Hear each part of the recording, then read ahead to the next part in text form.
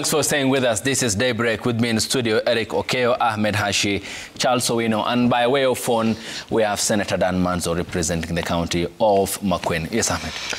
You know, there's a... And tying it up with the, by the action which was taken by the Communications Authority of Kenya. You know, the free press is derived from an 18th century struggle in Europe, where the French Republic had something called liberty, égalité, fraternité, and liberty. These are the slogans of the French Revolution. And then there was a counter-revolution by a man called Napoleon, and he called his slogan liberty and public order. The government is suffering from confusion. It does not understand the liberties given to us by the Constitution and the public order of this country. The public order in this country is mediated by the government spokesman, or by the leadership of the presidency. I think that the government has failed to communicate to the people of this country as to what the balance between their liberty is and their public order. There is no country that can function without public order. But what has happened in this country is that there's a transformation. The womb of the political economy of Kenya is about to give birth. We're at a turn, as I've said, we're at a turning point. After Mr. Ojwang's death, this thing was triggered. The deaths of all the 60 people who died and the ones who were injured, there has been no accountability. And the people of this country are furious with the administration of this country. They're furious with the economic situation in this country. They're furious with the way that the government is running this country. And I think that the people of this country have every right to stand up for their country and say, we are not going to allow the clock to be turned back. The authority there, the Communication Authority, had absolutely no business shutting down the free press, because that's exactly what happened. It is tantamount to shutting down the free press. The parliament cannot do it, the executive cannot do it, the judiciary cannot do it, because it is in the Constitution, it's entrenched that the press in this country is free. The next thing that we have a right to is the freedom for assembly, which we exercised yesterday. Mr. Owino's blurb on violence is this narrative of the government that's trying to discredit and smear the people of this country's right to assemble by saying that they are going to burn, they're going to pollute, they're going to destroy. And in that way, the government then has a pretext to come up with the public order laws and ban demonstrations because of looting, burning, and bedlam. But we know the discourse in this country is very clear. The goons who come to us to cause this are not from the people. They're the ones who were given those axe sticks the other day and were hitting people on the road. The allegations are that the governor of this county and other people, there's an expose on the media on who was giving these thugs these sticks to go and hit people. It is a cul-de-sac for the government. It is a wrong strategy. It is for them to understand that the issues in which the people are fighting about is their rights under the Constitution, the death, the destruction of our economy. There's no money in this economy, and the impunity of state officers who continue to do things contrary to the Constitution. And the people of this country reject that. And what they want is for the government to respect the Constitution. Nothing more, nothing less. Okay. And Charles, I'll come to you. Senator Manzo, did you notify the authorities of your demonstrations? Where? Yes, we did. We had appointed lawyer Degwa Jiro to do that, and he executed it with precision. And in fact, if you serve the IG, that means then you're supposed to notify all the police stations and that they escort the demonstrators. And in fact, demonstrators need not to be escorted. If you leave them alone, if you don't bother them, they will never bother you. And in every single incident, there are no demonstrators or peaceful processions where they plan in the beginning to loot or to have runs with anyone. But the moment you provoke them, you fire tear gas or you fire shots, live shots, it really provokes the crowd. And I want to give you an example. There's a day the senator for Kiambu had been arrested and taken to Nyeri town. and then, you know, for small time things.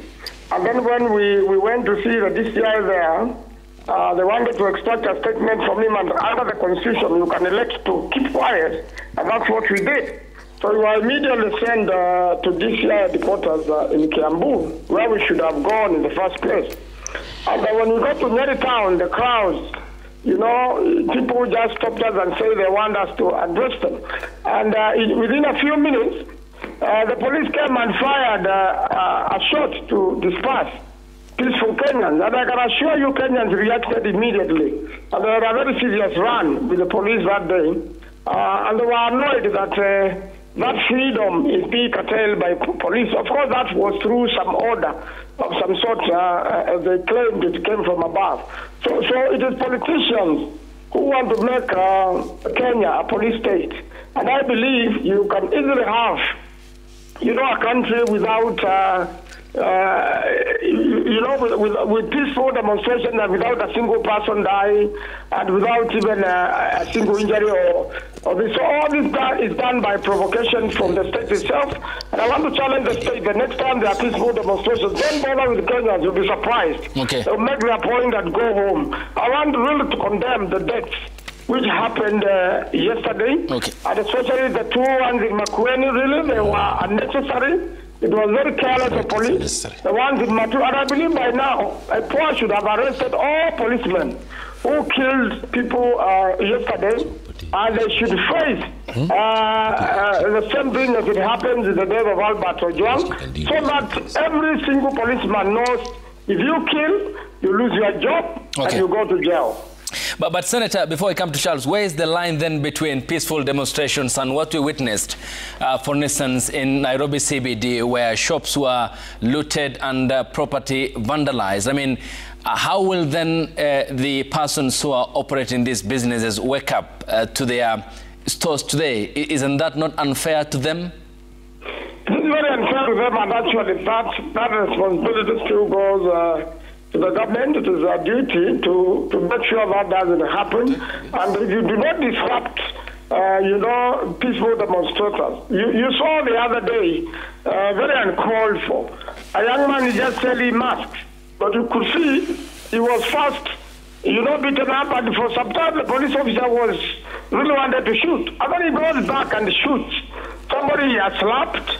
You know, that's already malice aforethought, and it's totally unnecessary. And it is an act like that which will now make demonstrators, you know, tend to go an extra mile. But I can assure you, if you do not disrupt demonstrators, they will never do a thing like that. It should never happen. That's also condemned.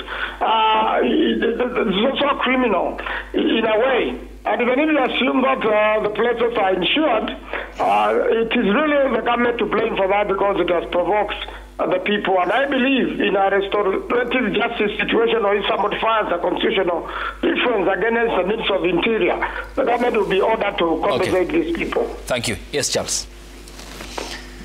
Maskini policy. Maskini policy. The duster that every politician fighting for food from one another uses to clean his foot. Police officers are officers of the law.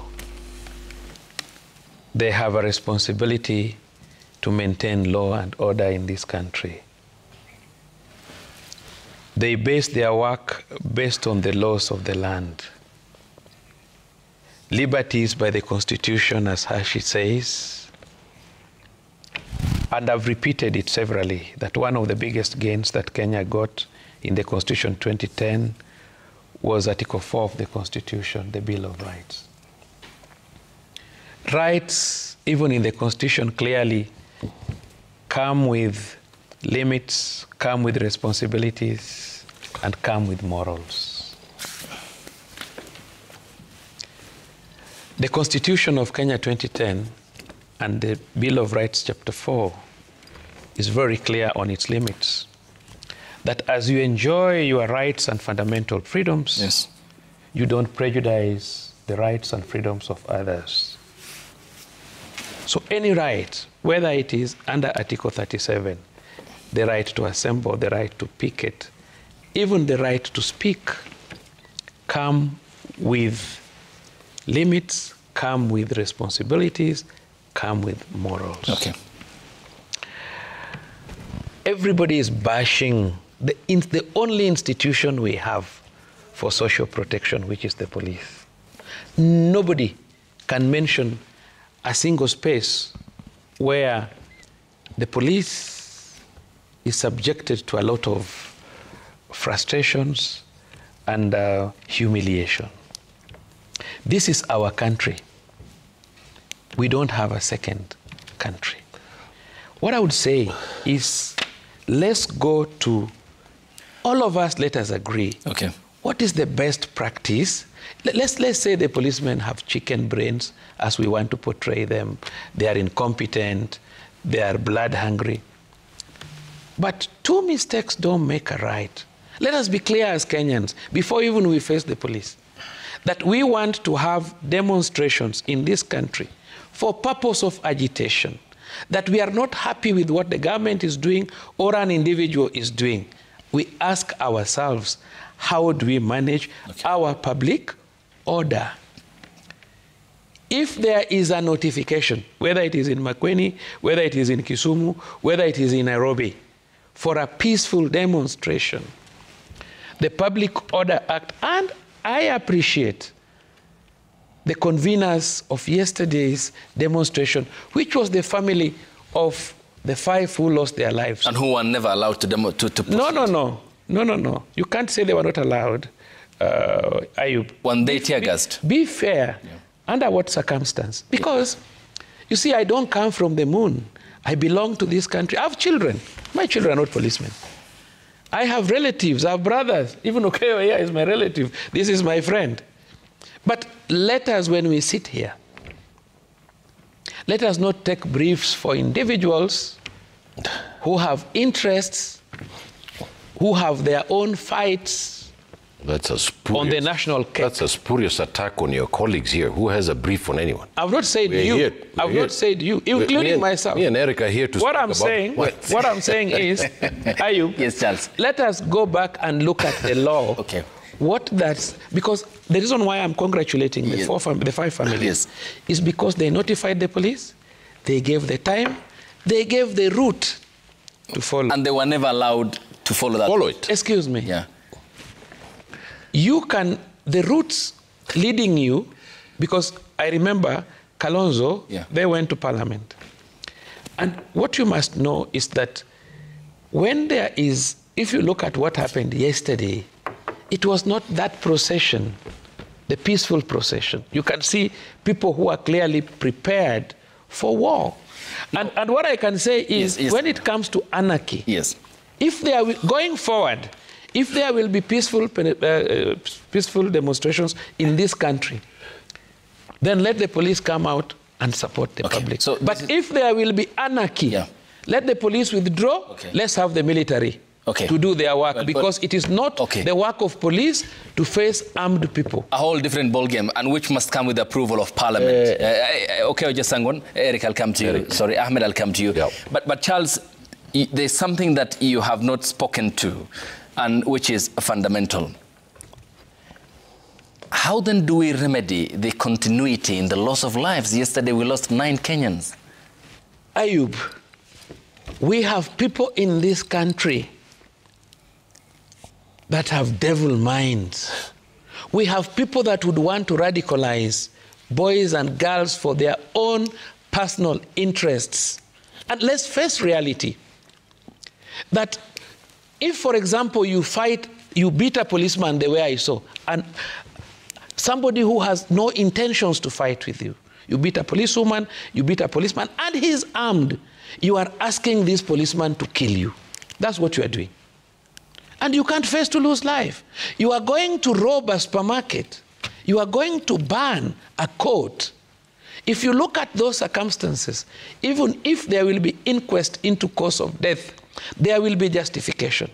I'm not here to be a devil. I have children. I would not be happy to see my child killed in the street because I can't control them. They are adults. They are Gen Zs. They attend some of these demonstrations. I would not want my child to be killed. But what I'm saying is, can we follow the law? Okay. Then the government cannot therefore justify, is it, the killings of 9 Kenyans? The question is, Government has a responsibility to protect everyone. And it is not government's duty to justify any death. Every death is wrong.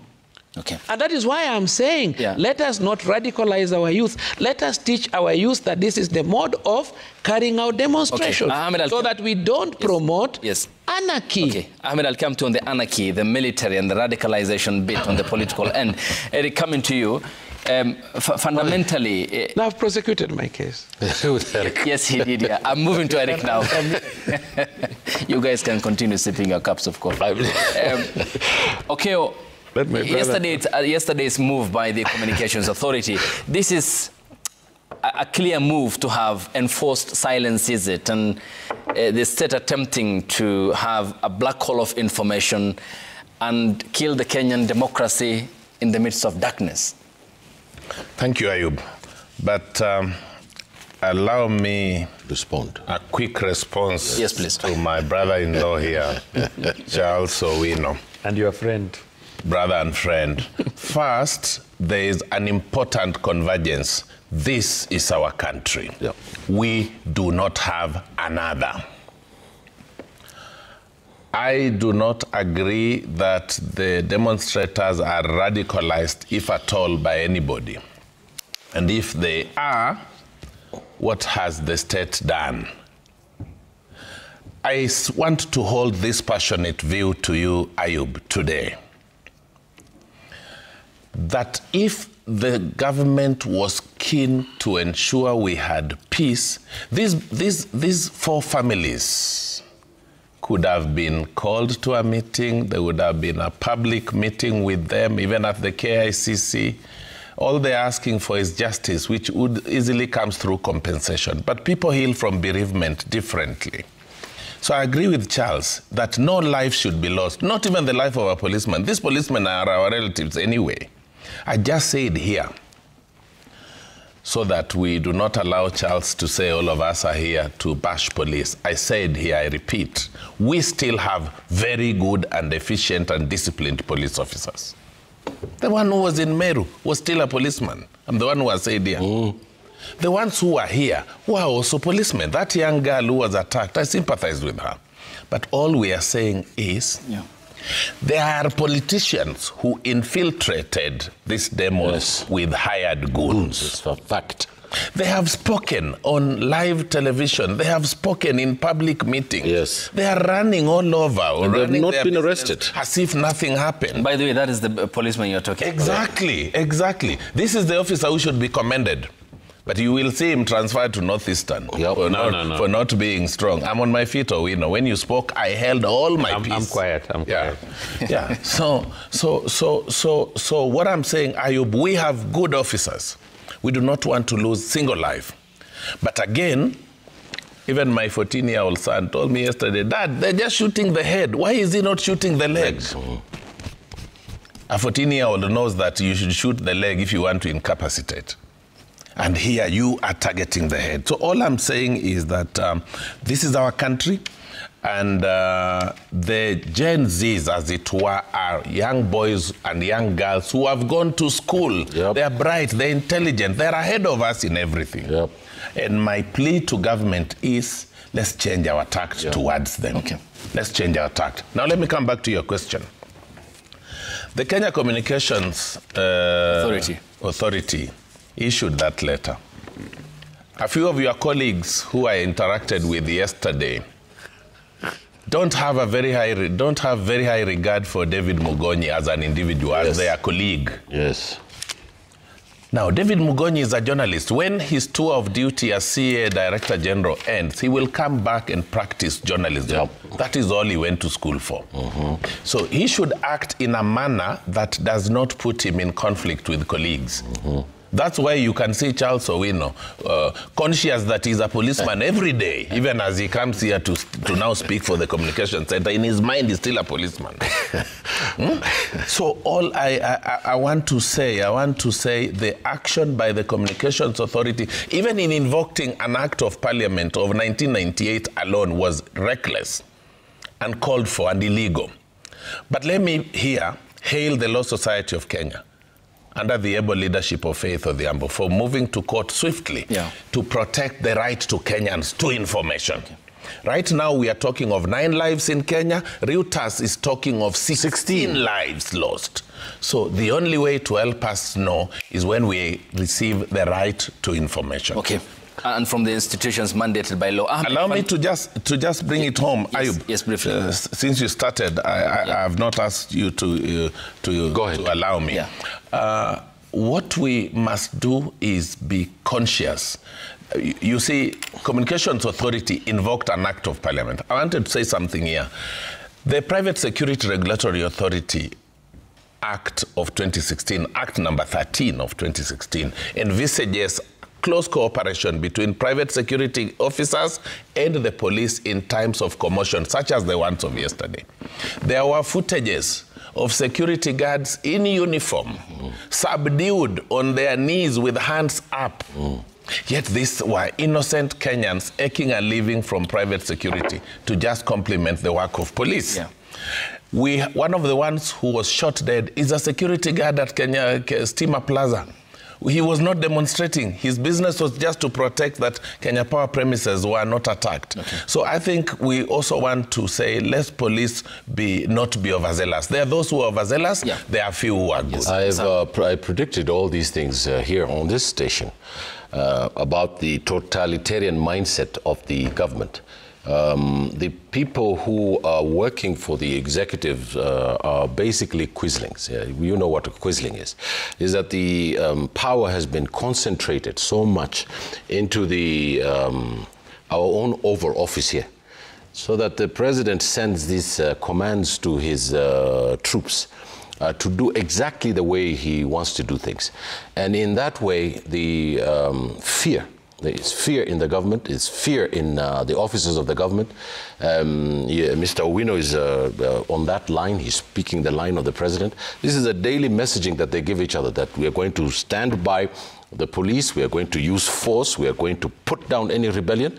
The president is acting in a very totalitarian way, and it is going to cost him his job come the next election. I have been very, very, very adamant and very strongly opinionated about the fact that we have to have a constitutional transfer of power in this country. This is very important to me, because if we don't have a constitutional transfer of power, we don't want something like Bangladesh to happen to this country. But the government has a responsibility to have something called an even hand, and to have intelligent people in their communication system. Mr. Maura and all these other people who just take commands and don't think about how to deal with the communicating to the people of this country is just shows you the breakdown of law and order in this country. Mr. Ojwang's killing, Mr. Ojwang's killing showed you how they tried to perversely put everything under the table. Today, the amount of people who have died is past 16. Reuters is counting to 60. By the end of this show, it would have gone up to 25. There are hundreds and hundreds and hundreds of young people who are injured during these demonstrations. There are hundreds of young men and women who are in police cells today because of these demonstrations. We are not going to accept an autocratic government in this country. It will never happen. And I think this message needs to go into the bones of the people who are now in command of the government. Mr. Ayub, I put it to you that at the end of the day, it is impossible for the economy of this country to work. It is impossible for any other sphere of this country to work unless the government of the people, by the people, and for the people follows the rules that the society has put there.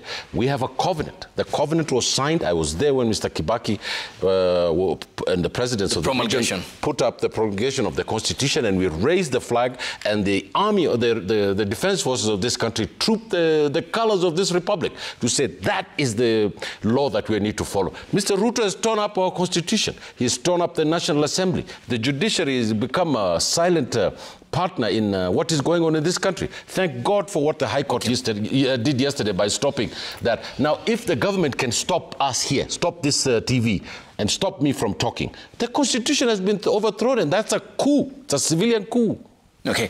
And Senator Manzo, coming to you, what Kenya's young Gen Z generation brought to the limelight was the discontent on the part of you, the politicians, with no regard for your political belonging. How do you brush off that wholesale indictment on your part as policy players? Have been very clear in their mind that they were a leaderless movement and that they were a movement for change and that they wanted a better country, a country with a better opportunity. So they've stayed clear of either side of the politics. They've stayed clear away from the government of the day and any politicians. Some of the comments, are very fair because as politicians, there are things we agree with agencies. And what agencies are doing is also to create an alternative and a better society. And one of the ways, and I've encouraged them to do so, as their older brother, is that we went into politics at their age. And that after all that they are doing for the good and change of the country, they need to come to Parliament and take control of the country. One of their biggest complaints is that Parliament is no longer serving the purpose it was elected for, which I agree with them. And therefore, for them to do that at some point, they will have to participate in politics, either as independent candidates, or they will have to join a political party. I know they made an effort to form a political party and their registration was rejected. So they may have to align themselves with existing political parties. There are also some Gen Zs who are in support of current government, and probably they will align themselves with that. And those whose activities align with the activities of the People's Loyal Opposition, then they will probably join us at that particular moment. And I've made an offer to them. But Senator Manzo, to just pose you then, how can they survive in that political ecosystem when you, who are already there and are moving the talk of a prosperous Kenya, cannot express yourselves as you so wish because you are beholden to the interest of your political party leadership? For example, can you say no to a bill sponsored by Wiper Party had Kalonzo been the president of Kenya, as is the case with the other political parties? How can you then seek that independence thought when you yourselves, politicians, are pigeonholed because of the interest of your political party leadership? Yes, what I can say about that is the legal and ideal position is that every single member of parliament, although one of the roles of political parties is to mobilize or whip their members in a certain way to convince you. It's usually not by force, but the political party should convince you that what they want to do in parliament is for the best of the society. And if you are convinced, then you vote that way. But what has been happening is whipping parliament against the country or against what is best for the country. And that's where, I am free to disagree with a legal proposal and vote against it on the floor of the House, even if it comes from my political party.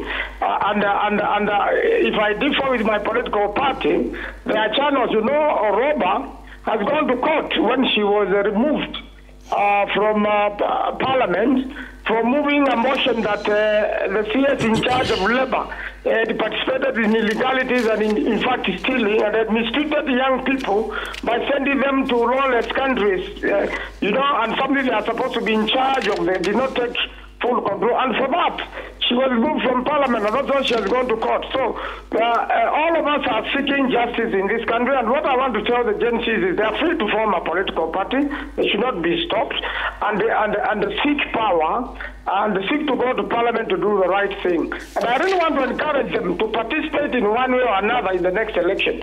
Most of them are not registered as Kenyans. They should take an ID card. Those are some of the realities they must do. And when we do the voter registration, they should register as voters and also participate in the election. The last election, 8 million Kenyans did not vote. 7. So we want everybody now not just to shout must go 7. or just to demonstrate. We want them now, when it comes to the real thing, they participate and change the politics of this country. Either by forming a political party, joining one, or running independent. And I'm very sure if the agencies run for office, we'll have an independent parliament which will say no to a president or to a political party which wants to break the constitution. Okay, thank you. Charles, coming to you. What was the rationale and the justification to control what the Kenyan people see, hear and read from the communication authorities' perspective? This seems Benjamin Netanyahu's playbook, or it's okay. On Donald Trump is... I'll come back to that. Just allow me a minute to mention something.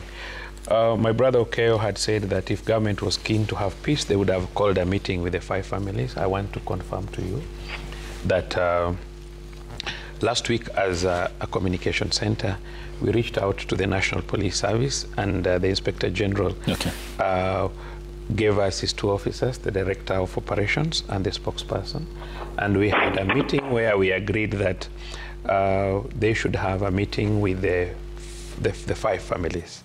And true, on Saturday they had a meeting with the 5 families for the planning, and they were again to have another meeting on Tuesday, but I think somebody got in between and they did not come, because we thought that it is important that we plan the procession so that they get police escort and they achieve where they were supposed to go to. So I think that was done, but as usual, you know, people have various interests in some of these things. You can be sitting here in good faith, but you may not know what your neighbor is planning. Now, Communications Authority. I don't want to justify the switching off of some TV stations. But what I want to say is that what happened yesterday was a security matter, and I want to be sure, just as a hypothesis, that Mr. Mugonyi could not have done anything without advice of the National Security Committee, because I agree. I want to believe that they could have looked at the escalation of the violence, and you know, the first thing as a government is to protect loss of lives. So if something goes out of control, and maybe individuals, many people are now coming down to town. I think you saw even up to last evening, even the interchange after Lenana School to Karen was totally closed. Even as late as 9, they were still burning tires on the road. And a situation may arise where the National Security Committee is of the opinion, because what they said is stop live how do you call it? Live broadcast. Streaming, live streaming. Yeah. So that, but they did not ask that we totally stop broadcasting, but it was live streaming, maybe to manage the escalation of the skirmishes which had come. Because it's, you know, we had graduated from a peaceful procession to a riot, whether it was caused by the police or another person, but at that time when the Communications Authority was requesting or asking the stations to stop live streaming, we had now graduated from peaceful procession to riots. And tires were burning and people were looting, and a lot of people were fighting with the police, and the police were fighting with the people. And I want to believe in good faith that somebody was trying to stop escalation. So if Bwana Mugonyi ever gave that instruction, I want to believe that he gave it out of an agreed responsibility by government and most of the National Security Committee. I don't know. It's just a hypothesis. I would not want a situation where I may be accused for saying something. But in normal practice, Mugonyi would not just wake up. It's a very sensitive matter to stop broadcasting or live broadcasting.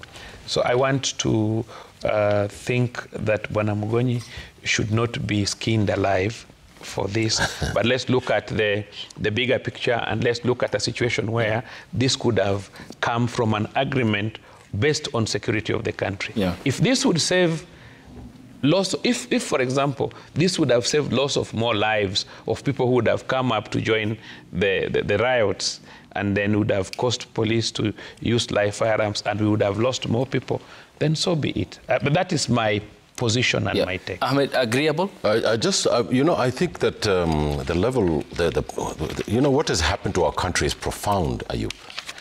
We are undergoing a great transformation. And there's a great Ghanaian philosopher, Anthony Appiah, said that, you know, in a society that that there's no change and becomes static, it means that society is dead and it's not authentic. So we're going through a transformation in this country. The government doesn't understand it. The government has got a playbook. Law and order, we were elected, we're going to do what we believe. You wait for us until the end of the election for you to change us if you have some better ideas. This class war, it's a class war that's going on here. It is the president who started it with the bottom-ups. He went to the youth, he went to the underprivileged, he went to the poor of this country with the majority. And he said, I'm going to change your lives with something called bottom-up. He created a furnace in the social relations of our country, and he won power. Today, as we stand here, Ayub, is that those same forces who are betrayed are out on the street because their promises were broken. 80% of the country doesn't have jobs. The population of this country is 50 million. 40 million are under 30, under 25. They're Gen Zs. The circles of history in this country are coming together. And either we're going to have a very violent confrontation come the next election, or we're going to have a peaceful constitutional transfer of power. These are the two choices we have. The government today has to understand that, you know, if it started this process of bringing out these class differences in our society, then it has to manage them. And how does it manage them? The people who speak on the behalf of the government of this country are just atrocious. I know them. This government spokesman, the one who hired him at Orange House. I know the president was one of the leaders in our Pentagon when I was working there as a strategist. The thing about it is that we did things differently when there was a coalition government in this country. Mr. Uhuru Kenyatta and Mr. Ruto are responsible for the last 10 years, 15 years of government in this country. They are the ones who have brought these kinds of class issues to our country. Now, to blame the former president on everything or on anything is the strategy of this government, and that's a false god. My friend here on the right is speaking about people radicalizing it. You know what he's saying? He's saying it's Wamunyoro. That's exactly what he's saying, without labeling him. Was Wamunyoro in Uasin-Gishu? Someone died in Uasin-Gishu. Some people, all the people in Kericho were demonstrating, all the way down to Nyanza in Homa Bay. The whole country was up in arms. Now, for us to try and smear these young people and their transformation is actually one of the worst things that we can do. These young people want jobs, Ayub. The second thing they want is jobs. The third thing they want is jobs. And this government has been unable to produce those jobs, and they're the ones who said they're going to produce jobs for this country for the underclass. The underclass is now up in arms. It's because it's Mr. Ruto who went and toiled down there and said this is what he's going to do. So we should not be given the law and order spiel by my friend on the right when we know that the political economy of this country is in a profound flux.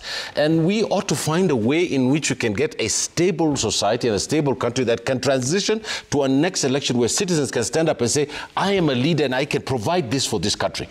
Unless we do that, this society is going to break up, Ayub, I put it to you. And Eric, is the alternative any better when you look at the figures within the opposition arena? For instance, you have Kalonzo Musyoka, a former vice president, long-serving cabinet minister, a KANU member, Rigathi Gachagua, just a former deputy president, Eugene Omala served in the previous government. You have the political class.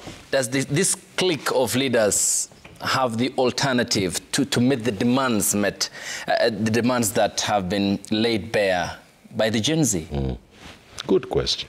Ayub, first, I watch and hold no brief for any cluster of the political groupings. But let me add that it is clear to the minds of Kenyans that an opportunity awaits them in 2027, second Tuesday of August, to decide whether or not to score the current government for a second term or to replace it. If things stood as constant as they are today, it will be clear that there would be a populace going to the polling booths to vote out a government that it believes oppressed it was not there for it. Remember, now that my colleagues spoke of class 4, remember this government rode to power. Yes. On account of saying it was going to fix the mamamboga. Yes. It was coming on account of unbearable taxation. Yes. It was coming on account of high tax or high cost of living. And pesa mfukoni, if you remember their mantra. Correct. It rode them to office. However, when they got to office, reality sank on them that what they had just promised was no longer realistic. That was the point, to look at the voter in the eye and say, wait a minute, this is all we said, but now we are here.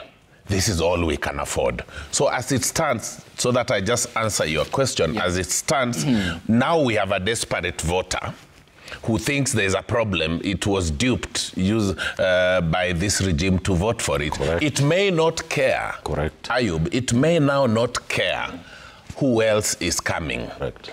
But the voter may go to the polling booth to vote out a regime. And that is how sometimes a fluke candidate will just pull through. Okay. Senator Manzo, coming to you. Yesterday, your party leader and the other members of the opposition laid wreath at the memorial of where Kenyans had breached Parliament. But then, what makes your aisle of the political divide the better alternative for Kenyans, given that the same faces have been within that arena for a very long time? This event started, when Kenyans started looking for change and wanting a better law, especially a finance bill. And you remember from the, previous demonstrations under Raila Odinga, eventually, Raila Odinga joined the broad-based government, but Kenyans, continue to press for change, and it's a part of the Gen Z. And this event started last Sunday when there was a service at All Saints Cathedral, which was now the second service to remember those who were killed, and then nothing has been done. The only effort we have seen is Rex Masai's inquest, which you can see the government is scheming carefully. The killer of Rex Masai is known. There are certain things which are not being brought to that trial. And then we have 60. If you have to go on the pace of Rex Masai and do other 60 people who are killed, it will take forever. So the church has come together and have this yearly memorial service, and where the families came and talked and said nothing has been done. And therefore, we are appreciating what happened in Parliament, which is very historical. Parliament was run over by Kenyans, by citizens, and even people killed there in Parliament. And nothing has ever been done, to cleanse that, or it has been buried, and even those who are killed there, their parents have not seen any reparation, or even anyone really taking the matter seriously in the current government. And therefore, what happened after Sunday, there was a promise that then we'll raise it. And the people should have been allowed to come and lay with and go. But that was prevented, so eventually there was a planned service at the nearby cathedral next to Parliament, and that mass happens every morning between 7 and 8. And therefore, after that, they did that. What we are saying is that we want to offer an alternative government. We want to offer a government which follows the Constitution. The current government has refused to follow the Constitution. And historically, the current president opposed this Constitution. And I don't believe, in my own opinion, he ever believes in it and has followed any of the single sections of it. And that's why we are seeing these unnecessary killings. And therefore, we want to offer a candidate as a united opposition who will challenge President Ruto so that we can have a better, country. But we have heard the president say he will not hand over power to to such opposition. You know, careless remarks. There have been a lot of careless remarks by leaders of majority in the houses. Quite a number of politicians have been careless. And I think all of us need to be called to order and know that the people are supreme. And that the power of the people, you know, is the one which is donated to these politicians. So we can only be servants of the people. As an elected member of Senate, I am a servant of the people of Makueni. I'm not their boss. Okay. So I'm surprised when the president pretends that he's the boss and no one can do nothing about it. This is what is annoying Kenyans, and I'm really asking Kenyans, because we have also, as Kenyans, we've been failing the country. Okay. If you are a registered voter, please vote. When you don't vote, then these are sort of results we get. 8 million Kenyans did not vote. And we want to ask them finally, ask the young ones to register as Kenyans and then register as voters and then go on and vote. And also protect the vote. Thank you, Senator. Much appreciated. And to just acknowledge this gentleman, the President, Senator, is a state property until when Kenyans will either decide to refresh his mandate or not. And then thereafter, he will cease to hold power or office, or the mandate will continue until 2032, and that no one is above the law, including him. That's why power is invested in people like him in the House he sits, so that they can impeach the president if there is gross violation of the Constitution. The feedback. Lindsay? The hashtag on X is Citizen Daybreak. The SMS code is 22422 at Citizen TV Kenya and at Ayub Abrikadi. Leonard Masika says, autocracy is no longer looming, it's already here. What happened yesterday shows just how deeply people across the country have rebelled against the Kenya Kwanza government. If the government truly listened to its citizens, we wouldn't be facing this chaos. But the pride and arrogance we see from our leaders is exactly what's fueling this crisis. Bobo Tiono says, gag in the media, attacks on police stations, and a government terrified by young Kenyans barricading public spaces. All of these points to one thing: we are a failed state, slowly sliding into a banana republic. Mtenzi says, are you people who are responsible for yesterday's unrest were the police? Could they have focused on protecting properties and lives? Everything could have been okay, but instead they started beating protesters, and in turn they retaliated. Kayo says, our constitution guarantees freedom of expression, but lately it feels like we only have the right to speak, not the right to after we speak. True democracy protects both the voice and the speaker. Intimidation after expression is a violation of our rights. Moscow says, if the police have failed to protect people's property and instead choose to shoot civilians, it's clear they haven't been trained to serve the people, but to harm them. Yesterday, they did not maintain peace. They provoked the protesters. Babu Michael says, Ayub, what I personally witnessed on Kiambu Road is no joke. This country is heading in a dangerous direction. These youths, Gen Zs, aren't even afraid of bullets. That tells you everything. They are fed up with what's happening in Kenya. No one can pay you to bite a bullet. Frank Orinde says, peaceful protest is a right, not a crime. The state must protect, not provoke. Protesters too must uphold the law. Responsibility is mutual, and accountability must be enforced, and the rule of law must never be selective order and can be restored by the violation of people's rights. True. Duncan Mathenge, the lawmaker representing Nyeri town, says law and order is slowly but surely breaking down in our country. We have to appeal for restraint. The red flags are all over us as a nation to see. Assist us reawaken the conscience of the nation across the political divide and sides, and the rulers and the subjects. I plead. Thank you. Mathenge is one of our regular guests here on the broadcast. Final comments, starting with you, Charles. First of all, I want to agree with Okeo that government came into power with promises, and you get into office and you realize that the first responsibility you have is to, the first charge on the exchequer is to pay the loans.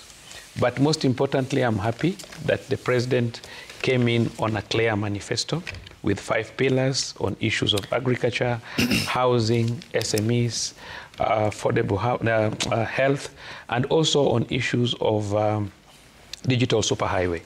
And I'm happy that he's doing this strictly and we can see a lot of improvements. I think with time, we will find that whatever he has done has improved. He has kept his promise as per what he did. Thank you. I don't want to go deep into the achievements, but what I want to say is that we have a country to protect, we have a country to take care of. When it came to barricading certain institutions, it was a way of ensuring that we protected as many lives as possible. Thank you. Because we realized that individuals,